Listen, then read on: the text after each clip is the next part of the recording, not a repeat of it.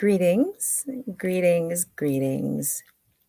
Dumela, Sawubona, Sakpase, Namaste, Upsheen, Dubra Otra, Assalamu alaikum, Hotep, buenas noches, bonsoir. What's going on?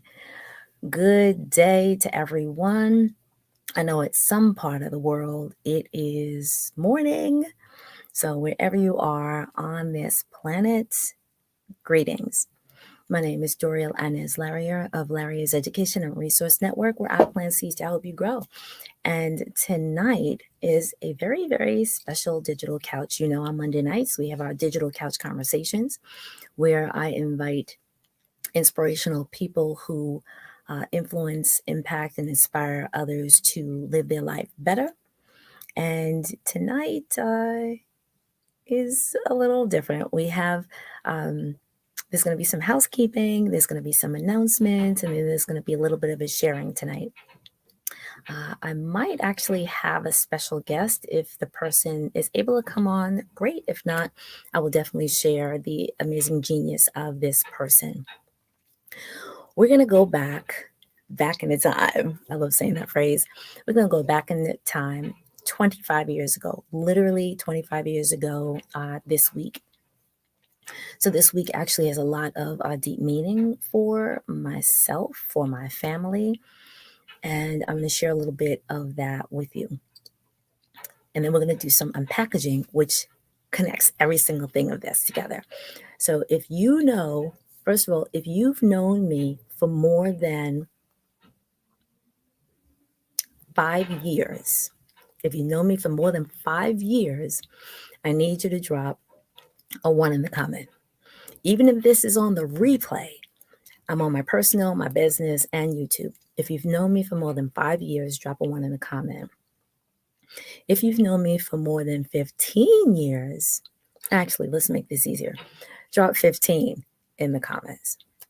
If you've known me for 25 years, drop a 25 or a 25 plus in the comments, because the unpackaging is going to make sense for those people who've known me for more than 15 years. So 25 years ago, I was blessed to become a mother for the very first time. And so tonight is actually International Women's Day. And I'm really, really excited to be able to have this conversation with you all on today. So it's on Motherhood, Memories, and a Movement. And then I put a very interesting hashtag, Lock Into Your Heritage. If you know what Lock Into Your Heritage is referring to, drop that in the comment. Hashtag that, Lock Into Your Heritage. It's on the little banner right there. Hashtag Lock Into Your Heritage. It has very, very, very significant meaning to myself and to people that are in my sphere of influence. If you want to look up Lock Into Your Heritage, please do that. Please hashtag Lock Into Your Heritage and look it up. If you kind of scroll through, you'll see some very interesting images. So what had happened was 25 years ago, again, I was pregnant with my first child, and so I became a mother during this week 25 years ago. At the same time, and so this is Motherhood and Memories. My maternal grandmother literally transitioned she transitioned tomorrow, March 9th, 1996. During her transition, I literally was in my last week, literally last couple of days of pregnancy. Now, some people who are, let's just say spiritual. I'm not going to say religious, I'll say spiritual. Some people might believe that, life goes through transitions, and during the space of one entering the world, some people believe that, that the souls of people who are entering the world and the souls of people who are exiting the world or transitioning out of the world sort of meet. If you believe in that, fine. If not, no problem. So at the time that my grandmother, and it was tomorrow, who literally took her last breath, of course, I got the news, and I was due to give birth on the 11th. And I said, wow, oh my goodness, like, what does this mean? This is really, of course, it was devastating. It was very, very devastating to the family. And of course, when you're in your ninth month, your bag is already packed. It's sitting by the door. My bag was sitting by the door for like weeks because this is my first pregnancy.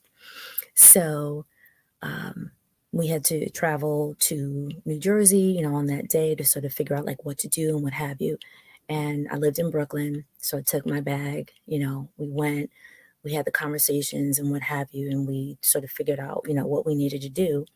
And then we came home, came back to Brooklyn. And at that time, I was living in Bedford-Stuyvesant. Shout out to the Sty. I came home and tried to sort of settle myself. And, the next morning I was feeling uncomfortable and I was like, oh my goodness, like this is really weird. Like Braxton Hicks, like I don't know what's going on. My back is severely hurting. I was actually going into labor. So, and then I started my labor process literally that next morning. So literally coming back after starting the preparations. My grandmother passes on the 9th. On the 10th, we go to make preparations. No, pass on the 8th. On the 9th, we started going to do preparations. And that night, I started going into labor. I'm going to go back about 3 weeks. About maybe a month before, a sister friend of mine who might be coming on, I'm not really sure, calls me up and she says, Dorielle, I have this great idea I'd love to do some photos of you. And I was like, oh, okay. Now, at that time, again, those people who've known me for a really long time, you know that I wore locks for when it was not conventional. So this is like the memories, like 25 years of memories. I actually wore locks for 25 years. Began 1990, right as I graduated from college, and just actually cut them off about like 5 years ago. So I started this lock journey before all these YouTubers were talking about lock journey. And I wore them proud. I was very excited to have locks and identified with the culture behind them. And to some people, they thought they were getting very nervous. Oh my goodness, she's turning into a Rastafarian. No, I was not, but I was embracing living a natural life. Again, before it was very common for a lot of African American women to do so. Sans the women from the 60s. Okay, sans those women.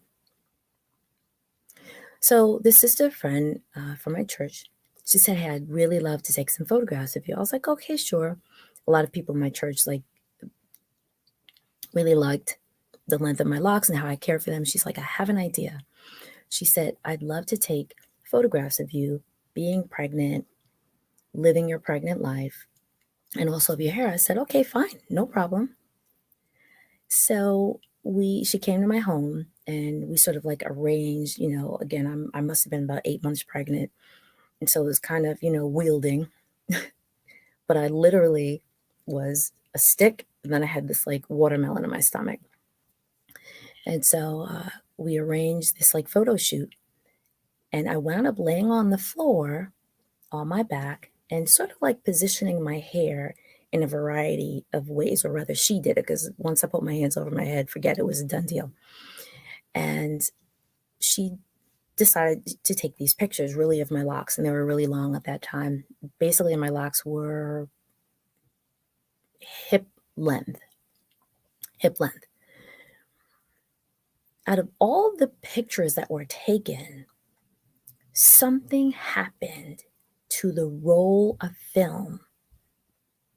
And out of about 15 shots, and I can remember the shots that were taken, only one picture lasted. Now, if you have only known me for the past 2 or 3 years, if you type in lock into your heritage, you might see that photo. There were beautiful shots. So one of them has actually been recreated in the past couple of years because a lot of people are so excited about their lock journey. In essence, I laid down, my hands were sort of covering my face, and my locks looked like the rays of sunlight. Another one, was curved. And so my locks sort of formed like this heart above my head. But of course, my face was going to be covered. The only picture that remained exposed the proper way was the photo of me, the back of my head, and I happened to have held my hands up. And so all you saw was my locks sort of cascading. That picture, in addition to some other photos of, like me sort of sitting in solemnity and being reflective and, like silhouettes, beautiful pictures. And I think some other person had done some photos the year before, not of our cultural background, and sort of started to make the pregnant woman respected and honored, and motherhood respected and honored. So it was sort of like a little bit off of that. When the photos came out again, this one photo was a good one. And she's like, Darrell, I can't believe it. Remember all those photos? And I said, yeah. She goes, the only one that came out is this particular one. I was like, oh, okay. Great. She's like, well, I have an idea. And the idea is to try to have people really consider to lock into their heritage, not just lock the locks, LOCS, but to connect with their heritage, to connect with it, to connect on a physical level, connect on an emotional level, connect on a verbal level, connect on an institutional level with their heritage. Bold new idea from what we now would consider a social media and a marketing perspective was very nuanced, very, very amazing. And so she said, well, I'm just going to see what's going to happen with this. I said, hey, have at it. Great. I'm just excited to be a part of the process. This became an iconic image that wound up being utilized on a lot of different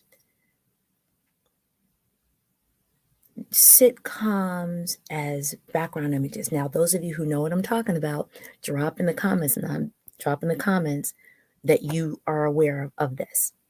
Again, the people who know me and my family, of course, they'll recognize it. So I wanted to do a little unpackaging because I didn't remember that it was 25 years ago that this occurred. So this week, or about a week and a half ago, I get a package from her. And she's like, Darrell, I'm going to send you something. I was like, okay, fine. So she sends me this package, and she calls me the other day. I thought the package was something else. And she says, oh, did you get something from me? And I was like, oh, no. And she goes, well, just take a look.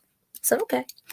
So I get this package, and I said, oh, all right. I'm feeling around. I'm like, what is this? I thought it was something else.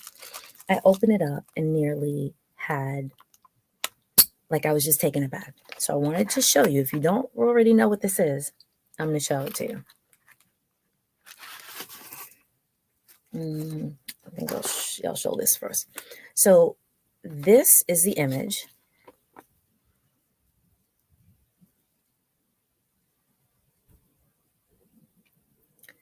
It's lock into your heritage. So the image again is, this is me.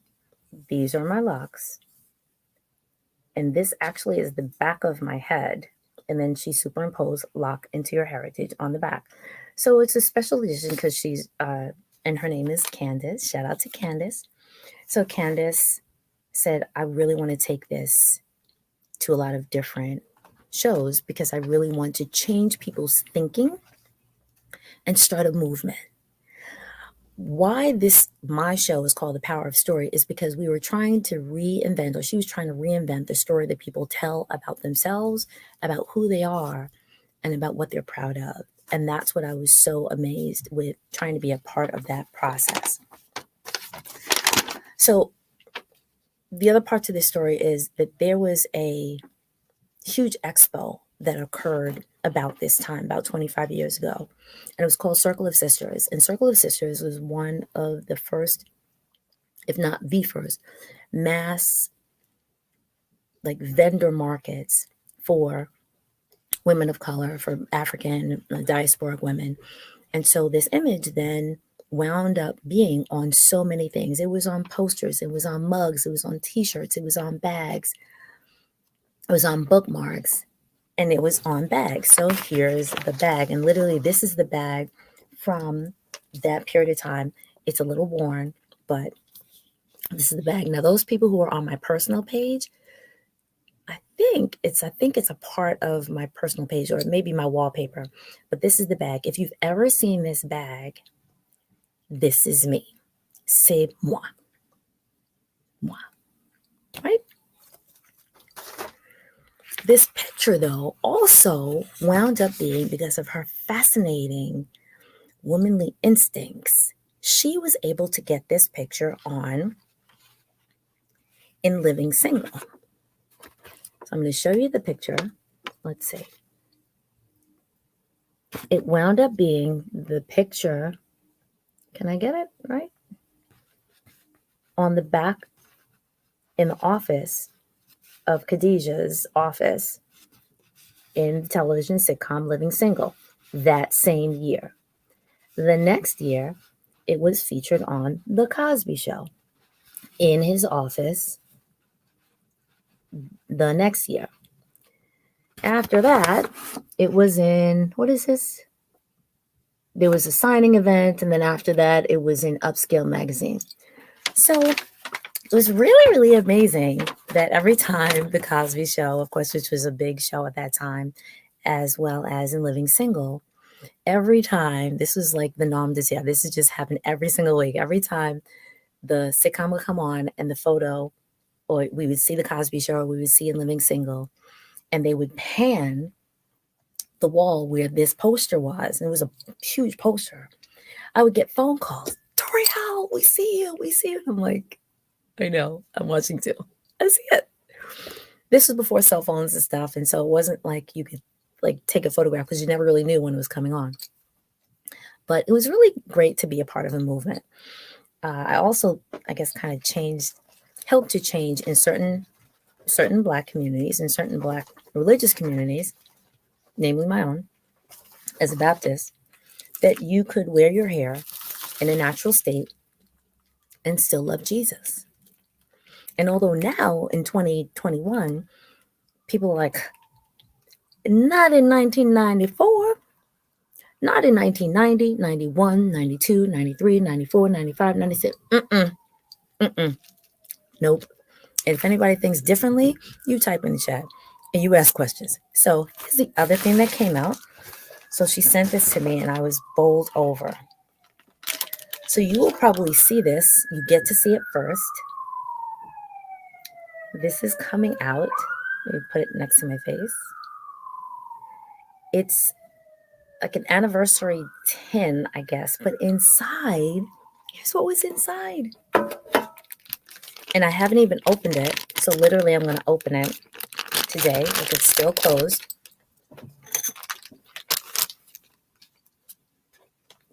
Let's open it. You get to see it first. Literally, I have not opened it. I'm opening it for you. It is, let me do it properly. Oh, it's not, well, it's a puzzle. It's a puzzle of the same image. I'm in a puzzle, y'all. Isn't that amazing? So again, and it's also magnetic. It's magnetic, so you could either put it on your refrigerator or you could put it on the table, and it's a talking piece. Or it's a conversation piece. Images are conversation pieces. Images are conversation pieces. And I enjoy being a part of critical conversations, which is why the power of story and the digital couch is so critical for me. I've told you before, lots of people would say, why are you thinking about that? Nobody else thinks about that. And I'm like, no, I think other people do think about it. Oh, thank you. You want one? That's so cool. So yes, you remember this whole image. So this is coming out. So Candace is getting the trademark process finished for it, but it's the 25th anniversary edition, and I'm just, again, so excited. So Lock Into Your Heritage is coming back. And I think now people are more at a different place of embracing heritage. And unfortunately, sometimes people have to step out of their comfort zone. I'm talking to a couple of people who I just spoke to about this. Do not wait for somebody else to tell you it's okay for you to talk about certain things. Engage in critical conversations. Of course, don't offend, don't seek to offend, but seek to have a conversation and to have people try to see your point of view. Of course, if they don't, that's okay. But this world would not be this world if somebody did not step out of what was acceptable talk and pose a question or raise an issue or say, can't we think about something different? And with this particular image, with this particular moment of acceptance, of strength, of power, of perseverance, of I'll use a Kiswahili phrase, kujichagulia, which is Swahili for self-determination, that we're going to name ourselves, we're going to identify ourselves instead of being identified, is extremely important, especially today. Of course, it was important back then. It's even more important right now. So I wanted to share with you, and I guess maybe she's still not close by, so quite all right. I just wanted to share with you this moment. It's a moment of celebration for me. It's a moment of celebration of motherhood. I will be a mother for 25 years, a quarter of a century, this coming Thursday. And it is my birthday. It is the day that I gave birth. Let's re-identify that. Although it's my son, his coming into this world, it is his earth arrival day. So some people are like, oh, it's not your birthday. Yeah, it's the day that I am now called mother. And I celebrate it like that. This conversation is about memories because in me becoming a mother, I also had to say goodbye to my grandmother, my maternal mother. And it's a conversation about a movement. Prior to this moment, I had started to ask my grandmother questions about growing up, about being, what it was like when she was younger. And elders at that time, at least in my family, didn't want to engage necessarily in a lot of conversations about back in the day. It was like, oh, certain times it was just horrible and we just left it as it is. And now we're recognizing that if we do not capture the memories of our elders, which is actually the first reason why I started live streaming, and it was really to record and to capture the stories and the anecdotes and the mother wit and the wisdom of our elders. Because I noticed, wait a minute, if we don't write this down, or as I always do, record it somehow, some way, we lose a lot of our heritage. We lose a lot of our memories. We lose a lot of our story. So tonight's episode, once again, is just on the digital couch. I'm on my own digital couch, sharing how powerful this week is. It's a time of reflection of motherhood. It's a time of reflection of capturing the memories, speaking your truth. That's the new phrase now, speaking your truth, being authentic. And also that it takes your words to either start a movement or to keep a movement going. On this note, I will move into the last part, which is my truth for this week. The other thing that will be really, really powerful for me this week is that another dream will come true, and that is I get to have on my digital couch our borough president. Now, again, I live in Brooklyn. Shout out to all the Brooklynites. So the Brooklynites get to see the borough president of Brooklyn, Eric Adams, will be on my digital couch this Thursday. I'm extremely excited. Something that, somebody said, I just thought it was a dream. I thought it was a dream. I thought it was a dream. Wow, could I actually speak to that person? I stepped out of my comfort zone. I said the person's human like I am. As long as I'm not, caned away from trying to approach. I gave my pitch. I said it really quickly. He was intrigued And he said, it's interesting. Let's talk about that.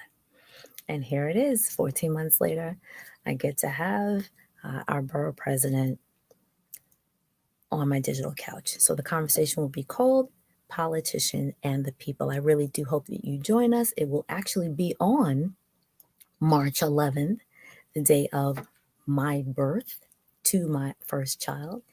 And I look forward to having you sit with us at 7 p.m. 7 p.m. on the digital couch. I look forward to having you join us. All right. So peace and blessings. This is, as I always say, a learn to grow you moment where I plant seeds to help you grow. Thank you so much for joining us. And if there are any questions, I could possibly field a question if I see any questions. If not, please look out for the reemergence of Lock into Your Heritage. And the artist's name is Candace Williams. Glad to have her as a part of a person in my life who sort of literally made my face, or at least my hair, my locks, part of many households' images. Again, a movement adding to the cadre of images that redefines the beauty, the natural beauty of our hair, our story, our heritage, some people may say. And we want you to lock into yours. On that note, I will see you Thursday night here on the digital couch, 7 p.m., here on the personal, the business, and the YouTube page, all at Learn to Grow You. And if you are interested in getting your information, your intention, moving all of your business ideas onto the digital space, that is part of what I do and I love to do. Would love to shout you out, would love to lift you up, would love to be your wing woman to help you tell your story. This is The Power of a Story. We are here on the digital couch, and I am Doral Inez Larrier. Once again, of Larrier's Education and Resource Network. Learn to Grow You, where I plant seeds to help you grow.